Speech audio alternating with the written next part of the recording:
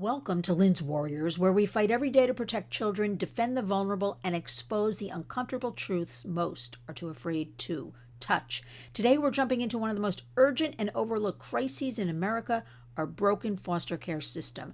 But we're not just talking about it, we're talking to someone who's working to fix it from the inside out. Joining me is Ann Basham, founder of Ascend Consulting, a powerhouse policy strategist, trauma expert, and national leader on child protection. She's been at the forefront of foster care reform, demanding accountability where others look away. From boardrooms to briefing rooms to Capitol Hill, Ann is pushing change with bold ideas and real results. We'll break it down, the GRACIE Act, why it's a game changer for vulnerable children. This isn't just policy, it's personal, it's political, and it's long overdue. Ann Basham is here, and she's not pulling any punches. Welcome, Ann Basham, to the Warriors. Ann Basham is the CEO of Ascend Consulting, a human rights advocacy firm, and is the founding chair of the Interparliamentary Task Force on Human Trafficking, an international group of lawmakers and lived experience experts with the shared mission of stopping human trafficking through partnership and policy solutions. Focused primarily on human rights issues such as human trafficking, foster care, domestic violence, religious freedom, and education, and crafts legislation, policies, and appropriations requests to serve and protect the most vulnerable. Ann also convenes twice a year the ATIP, Anti-Trafficking in Persons Policy Roundtable in the U.S. Senate, which brings together leading anti-trafficking organizations and members of Congress to advance policy solutions to human trafficking. I can attest, having attended several of these roundtables, what an excellent job Ann does with coordinating all. She has also testified numerous times in Congress as well as at the United Nations. Previously, Ann was in senior leadership at the Department of Justice Office for Victims of Crime. The website to follow is ascendconsultingdc.com. You have so many wonderful credits. We're going to start, Ann, with thanking you for your service, thanking you for this work, thank you for caring about human rights issues. It is just a crisis overall, and your work is just impeccable. So thank you. Thank you for everything you're doing. It's my honor. Of course, Ann. Now, well, you're doing it. A lot of people talk and don't do, but you're actually doing it. So that's a warrior's move. Tell us a little bit something, whatever you want, about Ann Basham. Oh gosh. So I was, have sort of been in this space off and on, I would say, for much of my life. My dad was in federal law enforcement, and actually that's where I first heard about human trafficking. I heard about it as a kid, and there was a case, and he actually came home, and we prayed for this little girl at the dinner table. And it was in the news, and really heartbreaking scenario. And that was really where I first heard about this. My parents were, in relation to this, they were also foster parents to several children. So I was a foster sibling. And I think for me, it all started at home. It really did. It started at home. And then I was fortunate. Like I said, it really is an honor to be able to continue to work here in Washington on Capitol Hill, fighting for these issues every day. I believe, to my core, having seen, the social services side of it, having seen the law enforcement side of it, that policy is the root of stopping a lot of these issues. And that's sort of, my little corner of the world and where I try to focus, because I do think that's one of the most neglected gaps in fighting these issues. I don't know, Ann. I think you sit in a big corner in Washington. This is like this is the most important thing. I mean, to create change, policy, affect change, raise the awareness, educate everybody, and kids, right? Kids, families. So you sit in a big corner, I'm going to say, in Washington. I have to say, Ann, when I hear a lot about, I mentioned to you earlier before we started recording, people contact me constantly about foster care, and or they have a reaction if you bring up foster care, like ew, or something like that, which tells me we really have to have reform in this whole system. But what I want to ask you about, the GRACIE Act. Now explain, because I was dumbfounded, because this is going to help everybody tremendously. What is it? Why did you start this? Just explain the whole thing. Lay it out for us, the landscape.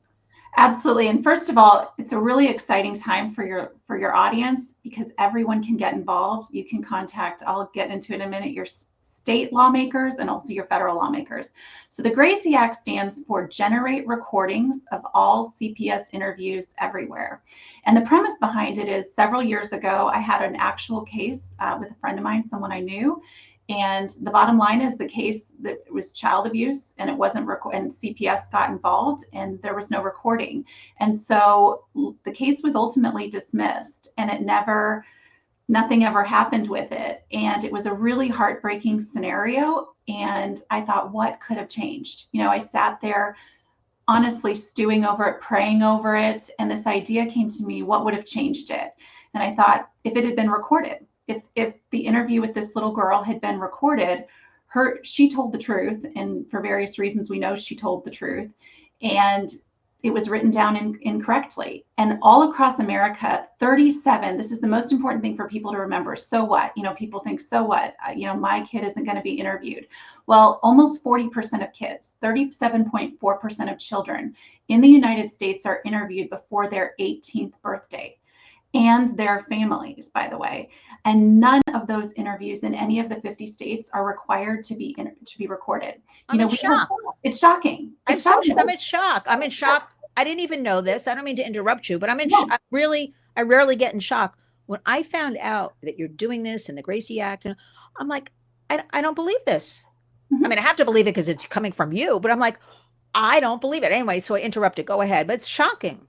Oh, no, it's shocking. In fact, when we were looking at the first initial legislation, I had one of the staffers say, that statistic sounds really high. I have to look it up. And I said, I'll send it to you. It's a widely known statistic. I mean, it's actually the biggest question I have. There's very little pushback to the bill, almost none. The biggest question I have is just that, why hasn't this happened earlier? And I don't have a lot of answers for that, except that children in general are largely voiceless unless an adult gives them a voice. And so these are truly vulnerable children and families, and they have been voiceless all this time. So, I liken it, like I said, a very simple analogy is police body cameras. Police body cameras are mandatory in most of the United States. We wouldn't dream of, if you're pulled over by a cop, you assume it's being recorded. And yet with our own children, that's not the case.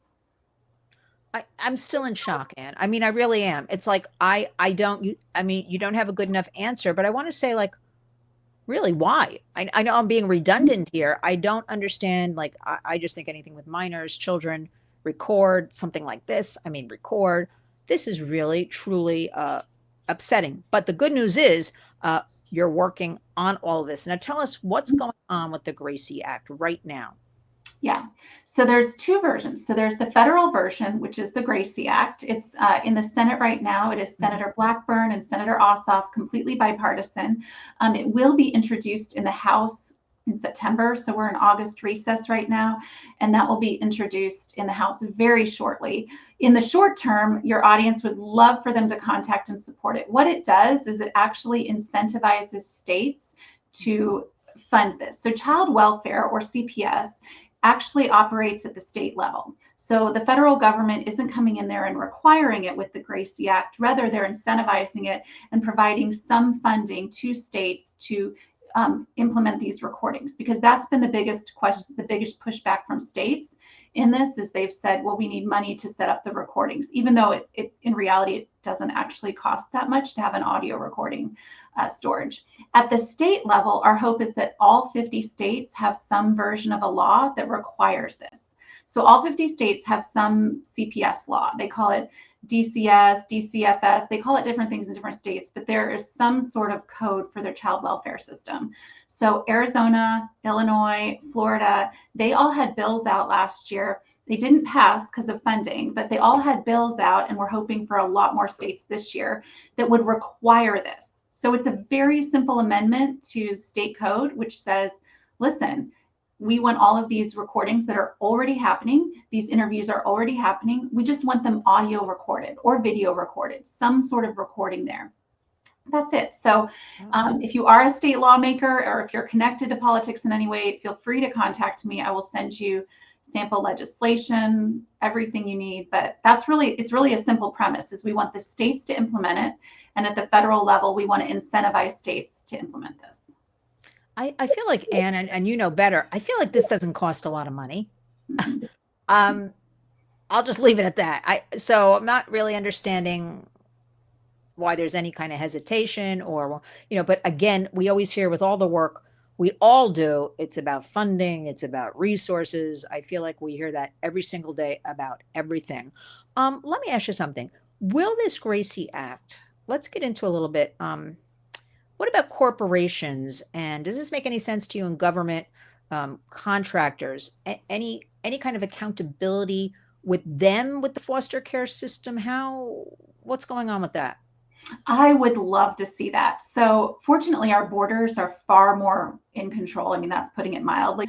But ORR, which is the Office of Refugee Resettlement, they are the main crux for a lot of those children, unaccompanied minors who crossed. And, there were numerous hearings, roundtables. Yeah.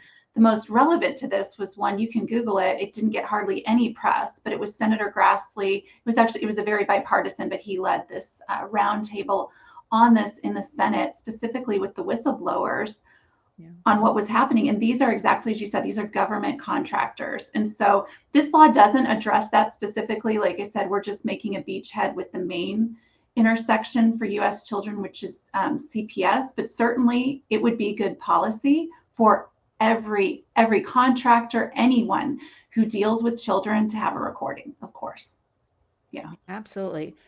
And I digress for a minute, but we don't even know where all these children that came here are. Anne, anything you want to share on that with us? Because I keep asking people every day, like, where are the kids? Where are they in the United States? And I'm not getting any answers. I just kind of throw that out there because children are children, no matter what. And I'm so concerned between our American kids, these kids, where, what's going on with children. Let me ask you something.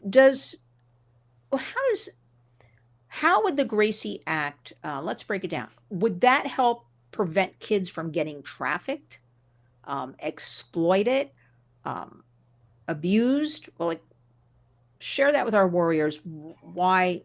Or I'll let you talk on it. I want to jump on it. Would it help with all of that? Absolutely. Let me give you a couple real world scenarios with that. So a couple real quick things. First of all, child abuse, which is what most people think of just with CPS in general. When it comes to child abuse, there was a man, this is one example, in Texas who was just sentenced in April, but he had abused 6 of his 8 adopted children sexually. And CPS came out 8 times. They actually came to his home 8 times before anything was done. This is just one example. I think if there had been recordings, it would have been far less than 8 times. That's a pretty fair hunch to make. Additional to that, we know that 60% of trafficked youth have been in the foster care system, 60%. It is one of the biggest pipelines by far into trafficking. Kids are trafficked in foster care, out of foster care, a couple different ways. It can be from the foster parents themselves, but also it's actually other children in foster care who can abuse them or traffic them. We also know that this provides accountability. There have been, you can just Google this and see it, but there have been CPS caseworkers who themselves were involved in trafficking. Yes. So the caseworkers, and I know that's going to sound surprising to some people, but the truth is anywhere that you have children, you are prone to having predators. It's, if you go in the ocean, you're going to have sharks. And so you have to have accountability measures in any sort of system that deals with children because they will naturally attract predators, and CPS is no different. So those are a couple of them. There's also the one side as we were developing this policy that I didn't think about initially, and that was the parents and really protecting them and by extension protecting the kids. So there are some innocent parents out there who have been accused of things. And one family in particular, it was because of a recording by law enforcement when they showed up on the scene. So CPS showed up with law enforcement. Law enforcement was, of course, required. They had body cameras on. So the interview with the parents was unintentionally recorded. And this is my understanding of it. Like you said, she's typed up her statement for me. The case was dismissed. It was passed through. It was not an abuse thing. It was a neglect. It was a whole separate story. But the bottom line is this family was misquoted. They were misquoted, and they believed they were targeted. And again, this was a fairly well-known case in this particular state, but they were exonerated because of a recording. And so what we want to make sure is we really want to make sure anyone in the child welfare system will say, removals should be a last case resort. They are highly, highly traumatic for children. So we also want to make sure that any removal of a child is truly based on accurate evidence of the parents or caregivers or whoever's there as well. So those are just a couple of real world scenarios with the types of things that we're looking to make sure happen. Yeah, I feel like, it would help with the losing kids. Okay, we touched on that a little bit, but also, and here in New York, we have story after story that, CPS workers here, and usually, unfortunately, it's very sad. It's when a child has died, right, from abuse, that they've been to the home, several times, and no actions were ever taken. And it's like so blatant when you hear from the neighbors who speak out then and things like that. Um, why do you think that is? Because all I ever hear is they're overworked, they're underpaid, and they can't keep up with the caseloads. But I'm going to go back to, we have to do better than that. These are precious children, and what about that? I mean, you must hear stories like this as well. I want to know why we're not putting emphasis on our kids. I still can't figure it out. Yeah, well, bias is allowed to enter. So that's really the very simple statement. You can watch, I don't need to restate it here, but you can actually watch my testimony when I testified in this. But one of the things I said is, if you were a member of Congress and you stood on the floor, every word would be recorded. And if it wasn't recorded and it wasn't stated, you wouldn't accept it as testimony. Why? Because otherwise bias could enter. And so what we see happening is, everyone has biases, or we make assumptions with the best information that we have. So a CPS caseworker goes in there. This was the case with the GRACIE Act, and he took her story and changed it. Like in this case, her dad had grabbed her neck, and he said, and the caseworker wrote down, he grabbed her arm. That's a pretty big difference. That's a massively big difference right there. The child told the truth. She told the story, and the story was written down incorrectly. And so what we see is, I'm again making an assumption here, but I'm making an assumption that CPS caseworker probably thought this was just a custody dispute, possibly didn't even really believe the little girl. I don't know if he'd interviewed the dad yet. Some of these people are actually very charming when you meet them. They don't come off as predators. And so the bias enters actually like, this is probably an okay situation, and we're not going to, we're going to downplay what's ever happening. That's just one scenario. I know they are overworked, and every time you escalate a case, it's more work. It is more work. You have to open it, turn it from a family assessment into a family investigation. That is putting another burden on them. But you're right. I mean, when it comes to kids, there's no excuse. Like that is the job. Every child's voice should be heard. Every parent's voice should be heard. Yeah, I mean, Anne, I just feel like kids, like, when did they become, they're just sort of the product for everybody, the chattel. They're like in everything, whether it's, digital safety online, it's all of these issues, education, we're going to foster care. It's something we talk about all the time on the Warriors, and it seems to go in one ear and out the other for a lot of people. But Anne, I understand these are like dark issues. People get overwhelmed. They can't focus on it. If it's not happening to them, they don't want to talk about things. But I have to ask you, are you getting any resistance to the GRACIE Act? Or you said before, everybody's pretty much on board for this, and it's bipartisan, as you pointed out. No political parties. Super bipartisan. Yeah, super bipartisan. Have really had truly less pushback than any bill I've seen. The funding has been the biggest question. In fact, when I testified in Arizona this was the first state to actually put this out there. Their CPS, it's not called CPS there, but their version of their CPS attorney met me in the hallway briefly. And, I don't want to say what he said because it was off the record, but was very supportive. I mean, there was no pushback. What we're finding actually is CPS, in many cases, they want this because it's similar to what we're already doing in doctors' offices. I was at the doctor a few weeks ago for just a routine appointment. The whole thing was recorded, audio recorded, and in that case, it was to use notes, which I'm not a super big fan of with kids, taking it and using AI to translate it. But it's becoming so routine. Even in doctors' offices, they're recording things just for accuracy. And so, again, I don't see a lot of pushback. It's just the funding. That has been the biggest pushback, has been the funding. Yeah, and I would think all of these child agencies would actually want things recorded for themselves so they're not getting in trouble. But then I was thinking when I asked you that question about pushback, um, because you alluded to like it's more work, would this open the can of worms about exploitation because it's so hard, this whole subject. Therefore, they don't want to do the work. Therefore, there might be pushback. But you're saying no, which is great news. Everybody's on board. We just have to figure out. Well, I know, Anne, we got to get one of these big tech billionaires to to do Yeah. some good since they're wrecking havoc in other areas, and it can weigh it out by some funding or something like that. So good thing I'm not in Washington and full time, because I would probably propose something like that, which I don't think it would fly. But what do you think right now? What is your complete vision if we had, okay, foster care reform? It's a big one, I'm asking you. What would you like to see it like looking like? What should it look like?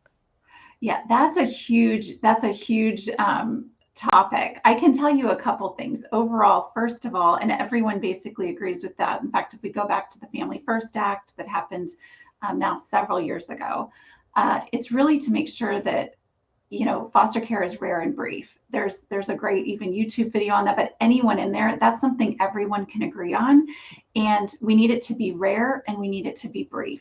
And so that really will alleviate a lot of the crises in general. Additional to that, one of the things the Family First Act did is that it limited it to 8 children in a home. I am a super big proponent of that. I really believe that when you get larger, almost group home type settings, that it gets to be very, very, it's more ripe for abuse. Like I said, it doesn't always happen, but that is just the trend everywhere, And so I love that, and I love that that was implemented several years ago. The biggest thing is really having more families available too. There is a shortage of foster families. And so I would love to see policies that really incentivize and encourage really great families to step up and take in more of these kids, because there are a lot of kids. I mean, with the border crisis, we saw, and this was again mainstream media, this was not a partisan issue, from California to South Carolina, they had social workers who were not trained to take in children into their own homes, taking them into their own homes out of necessity, or the children were sleeping in offices, like sleeping in the office buildings, just mattresses there, because there was nowhere for them to go. And so the problem is quite large. And additional to that, we really need more vetted families who are willing to step up. I mean, that would solve a lot of this. So Yeah, like you said, incentivize to handle a lot of this because, but I have to ask you, and this, we have to go back to what everybody's saying these days, root cause. Why are so many kids in the foster care system? And that's another big one. But it just seems like, do you think, now you have a lot of experience, right? Growing up in a home, you're a foster sibling, and do you think it's a larger problem today than then, or just we have online now, we talk about it, people throw out headlines? Do you think it's increased the amount of children, or what are your thoughts on that? well, yes and no. I don't have the stats in front of me, so that's where you hear my hesitation on, quoting the specific things as far as that goes. But some of the things are fairly similar. I know even when my parents were foster parents, those issues still remain. A lot of those kids it was because of drug abuse, it was because of substance abuse. The more treatments that we have available to people to be able to, I remember actually at the time, I don't even know if you're allowed to do this anymore. We went to the home. It was, called a halfway house back then, but that's where we went to visit the mom. And we took one of the little girls there, and that mom loved, I remember seeing firsthand, that mom loved her daughter. I could see it, that she loved her daughter, but she had a problem. She had a serious drug problem and she was getting over it. And so I think when we address like the fentanyl crisis and we address some of these addiction issues too, you actually are addressing other things, because it all ties in. I mean, neglect, actually more children are in foster care because of neglect than abuse. A lot of people don't realize that. They just think abuse. And so we've got to address some of the roots of, why is there neglect going on? Because it's pretty horrific when there's situations of neglect. When you say neglect, You mean like not feeding, not keeping your children clean? Like, how do you describe neglect? Because Be I a read whole, horrible stories every day that are thrown at me, and I'm like, I can't believe these parents would do that, or this guardian would do that to a child. How do you describe neglect? Give us some examples. yeah, I mean, it's significantly not caring for a child in a proper way. Now, we've had cases, I know I've had parents push back and say that's not real neglect, and that's definitely true because the definition is pretty broad. And I've heard one of the great policy changes I've heard is to really tighten up that definition of what true neglect is, so that the definition can't be abused and misused as something. Neglect is more than poverty. I want to state that. I'm here in Northern Virginia, actually very familiar with one of the areas where you know, there are whole apartments where some of these people have sheets for walls because they're poor, they're really impoverished. That does not equate to neglect, just because you have that. And that's what I think people are concerned about. What I'm talking about is situations where children are not being fed properly. In the case, I'm just going to give you the real life case of one of the little girls that we took in when we were little. It was neglect. It wasn't abuse. So the little girl was 6 years old. She was feeding her 4-year-old sister every morning breakfast and doing the best she could with whatever food happened to be in the house. And then she was getting her sister ready, shuffling her off out the door because mom was passed out on the sofa from drugs. Yeah. And so that was the situation. There was not actual abuse going on in the home. That's neglect. I mean, neglect can span wide things, but that is just one example of, most people would hear that situation. They would see that and think, okay, that shouldn't be happening. That's pretty bad. Yeah. And this is personal, so you don't have to answer it, but like, did you ever stay in touch with any of the kids that like came through your house when you were a child, like into adulthood, or you just don't do that? We did for a time. I don't right now. No. Mm-mm. I feel like that's sort of a tough one. It is. Kind of thing. We're going to have everything about you, Anne. I'm going to find that also when you talked in front of Congress. I'm going to find that link and I'm going to put it in the body of the video because I want our warriors to take their time, absorb this, and jump on board to help. What do you need right now from the public? Because everything we do at the Warriors, we take action to. We must take actions and get the public involved. What do you want besides maybe $10 million, but what do you want from them to do for you?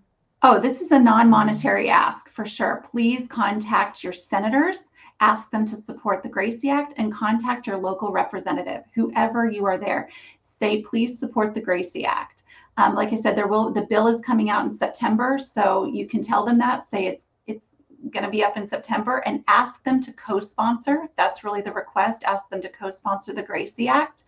The other thing that people can do is they can contact me if there is not already a bill in their state, but we want this bill to be in all 50 states because at the end of the day, the federal bill just incentivizes the states to take action. This really is a state level issue.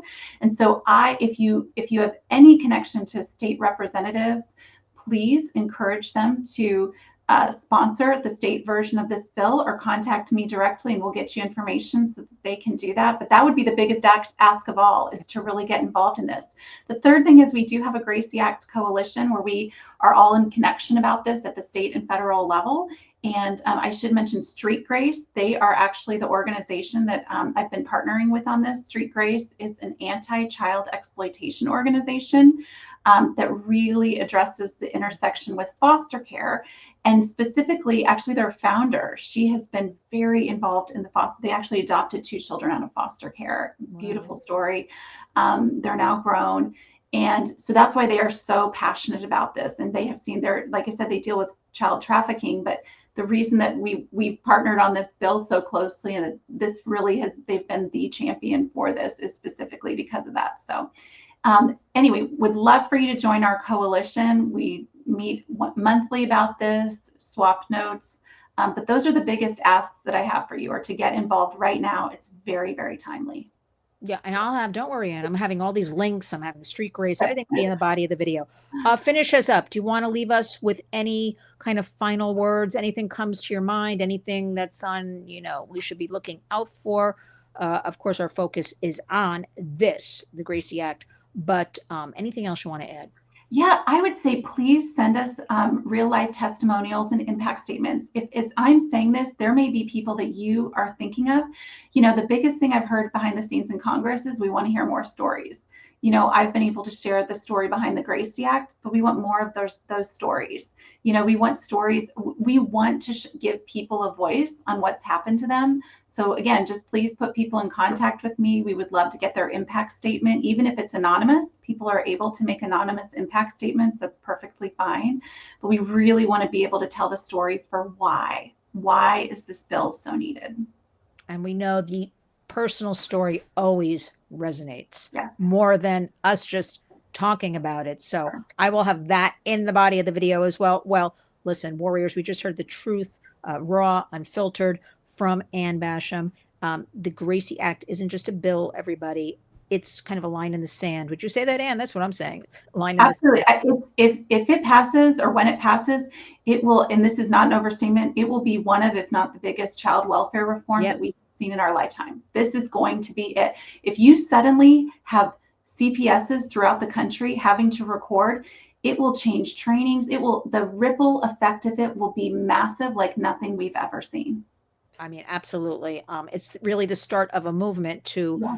rescue children, I'm going to say, from a system Yes. that has too often really served itself. I'm saying that, Mhm. Anne, and if we don't do it, then who will do it? It's really time for our warriors and everybody to wake up to all of this. I want all of our warriors. You will go to Ascend Consulting DC. I'm going to have it all in the body of the video so they can take their time, read, look at everything that's going on with street grace as well. I want people to become educated about this, not just shoot off their mouths, like have some facts, have some studies, know what they're talking about, take action, as you pointed out, and reach out, to your representatives. Say, we support the Gracie Act. But, I want to just say to you, Anne, promise me you'll return to the warriors. There's so much always to talk about and update about and get the word out to everybody. So I definitely want to help you rally up all the warriors. You mentioned joining the coalition and all that. We need everybody. I really think in 2025, everybody must. We live in a different world, I think, today than we did a few years ago, even. Everybody must and can do something. And if it's just writing to your representative to say, I support the Gracie Act, that's good enough, right, Anne? Absolutely. That's a huge step. And Congress listens. I used to work, in the Senate, and I'm telling you, people often don't write. They don't send in those emails because they don't think they go anywhere. But they are heard. These are elected officials who are supposed to represent people in their district, or in their state. So please, please send something in. They really are listening. Yeah, we'll get our warriors to do that, because especially if we lay it out for them and just say, add your name and zip code, they're like, yeah, okay, I can do it. It's very easy. Well, Ann Basham, I want to thank you. Truly, you truly are a warrior. Thank you for your career in really caring about these issues of human rights, and especially our precious kids. Let us indeed speak again soon. And I will see you a couple of weeks next month in Washington at the roundtable. Thanks, Lynn. Really appreciate it. Thanks, Ann.